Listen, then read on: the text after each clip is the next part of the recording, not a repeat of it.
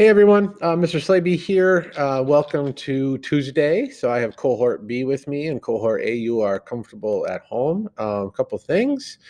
Um, we have, our second to last day of the week. I will post the first chapters Wednesday tomorrow. It will be about 10 minutes of me reading, and then a quick little response as a discussion. So let's say 15 to 16 minutes of work, which opens up a lot of time for the rest of your day. It is a school day. Tomorrow is not the week, the week is not over today.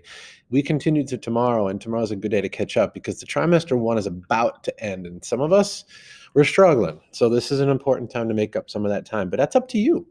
You have to fight for your focus and fight for your space and fight for some help if you need it. Okay, so we're going to do a little share out with cohort B in class. The rest of you, you're moving on to step number 3. So here's the thing.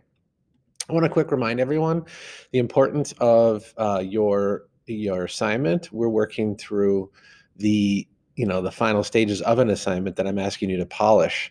So let's be very clear that I am expecting a final version. So to remind any of you who have not turned in the Write Like an Author assignment, first and last name up here, teacher's name, that's me, class is ELA 6, and then date is whatever date is your last date that you've opened up the file, centered title, and then some of you just aren't doing paragraph indents. You have to. This is important. It's not a finished product unless you know what a paragraph is and that it's indented. I know you don't have to be perfect, but you got to be doing that. Okay, so let's move on to what we're really talking about next is figurative language. Okay, and the first off we got to talk about is why do we have figurative language? And you may have never heard this term. We'll get to it in a second. But a figurative language is essentially anything that is words and phrases that attempt to create an image in the reader's mind by going beyond the literal or dictionary definition of the words. We need sometimes words that just go beyond what looks and sees, or what it looks and sounds like something that is actually happening or it exists. So let me give an example. I think we have to know what literal language is, and literal language is this. Words and phrases that mean exactly what they represent, the dictionary definition. So if I say this, my wife can be pretty non-graceful. You really don't know to what extent that is. You might say, does she bump into things? Does she trip over her shoes? Literal language is real language, and what it is what it's saying it is. So figurative language is when we move into ways to describe things that are beyond what it says. So for instance, I might say my wife is clumsy or non-graceful, but really I could say my wife is a bull in a china shop. That's bigger. That's more interesting. Writers want to create exaggerations. They want to create stories, and storytellers, they don't say necessarily what it is. They say what it is like. And that's helpful for the reader. Because here's the bottom line, is figurative language, the why of it is this. Sometimes we need better images and better ways to convey or to present images or emotions or ideas. That word convey, really important. How do I convey a message? How do I give it to you so that you understand it? So here's a good one. If I just say in my story, I was mad, or the character was mad, okay? Okay, mad's a really bad word. It doesn't really show much or say much or explain much. Because as you write that word, mad, I have a zillion questions. How mad? What level of mad? What did the mad look like? What does mad appear like in this character or you?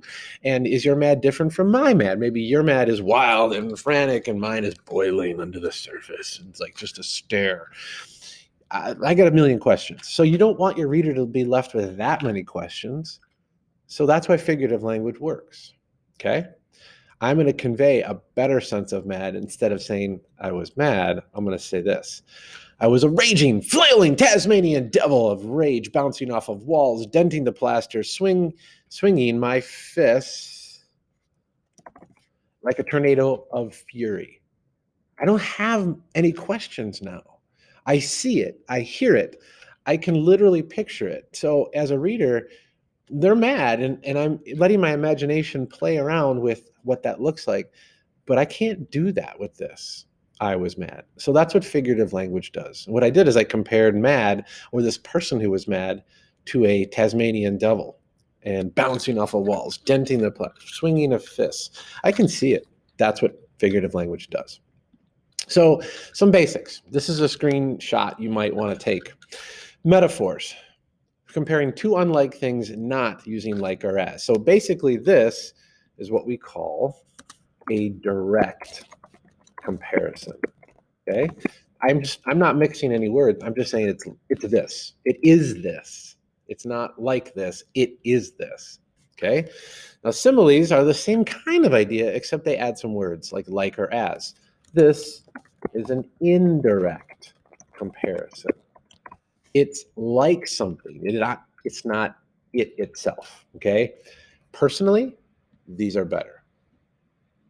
They're much better. Writers are much more skilled with metaphors. This is the simple way into a metaphor because actually you could do a simile and then just eliminate like or as, and it's better. So I'm a firm believer of metaphors. And then we have something called an analogy, which is an extended metaphor, which means it's a metaphor like this, except it goes on for a while. We want to keep coming back to it. So we take an image or we take a thing and we compare it to something entirely different and we stay with it for a while. A sustained description, okay? So let me give you some examples. All right, similes. She is as strong as a 1,000-pound bull, okay? Is as strong, so like a bull. Person, bull, not similar. So that works. Metaphors.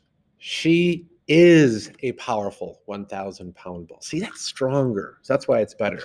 And then if I take the same thing and make an analogy or an extended metaphor, she is a bull. She snorts when she gets mad, stomps her hooves, and must be tamed. The woman is clumsy and always seems too small for any space she finds herself squeezed into. So there's all this description about this one woman, and it's all about her being a bull. So it's multiple sentences really talking about the same thing that's being said right here. Okay? But always remember, comparisons and exaggeration are part of these kinds of things. And it's A compared with Z. They're not similar. They're opposites in many ways. So if you compare like this woman is as strong as a 1,000-pound man, that's not different enough. You got to make it like an animal or a structure. So let's go back one more time to that extended metaphor because it actually, there's another really interesting word here. Illusion, not illusion, like a magic trick, but an illusion is a famous reference. So sometimes you have to have like some knowledge. So just like this one up here, right here, Tasmanian Devil. If you've never watched Looney Tunes or Bugs Bunny, you may not know the Tasmanian Devil reference I'm making. So that's really an illusion. And that's part of a metaphor too, because that means I'm comparing two unlike things. And one of the things is kind of famous. So here's an example. You wouldn't like me when I'm angry. Suddenly I shred my shirt, gripping fabric with gnarled, flailing hands. My feet burst out of my shoes, rubber and leather tearing like paper. My arms swell to 5 times their size. A guttural roar bursts through my now table-sized lungs. I have lost the ability to speak. There's only grunts and growls now. When once we looked in the eye, now I tower above you. But you did it with your behavior. You made me mad, and now I only want one thing to smash. I didn't say one word in there, but everyone should know what I'm talking about. That's the Hulk. So I'm doing an illusion there. I'm comparing, like I'm making a metaphor between me when I'm mad to the Hulk. All right. So it's an extended metaphor and it's an illusion. Okay. So let's move on to today's work. So this is what this is.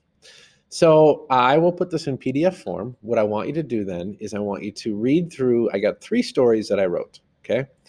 These stories are sort of framed around a different example. So this first one's all about metaphors. Second one's all about similes. Third one's all about an analogy and an extended metaphor. So what I want you to do is this. I want you to read these short passages, and I want you to go through and try to highlight and write out what each thing, it's sort of in order, but I have in a comparison here from peas to something else, peas to another thing, and peas to a fourth thing. Then I compare the fork to something. Then I compare the speaker or the narrator to something. and then I compare the P's to something else. And so listen, 1, 2, 3, 4, 6 different metaphors with P's. I want you to try to identify them, right? And just go down in order. Let's do one together. Mount Everest of P sits on my plate. Boom. What are P's compared to? Mount Everest. And you'd write that out on your notability. Okay. Same thing down here. And then the third one's a little different because I want you to explain this. So it's more of an explanation.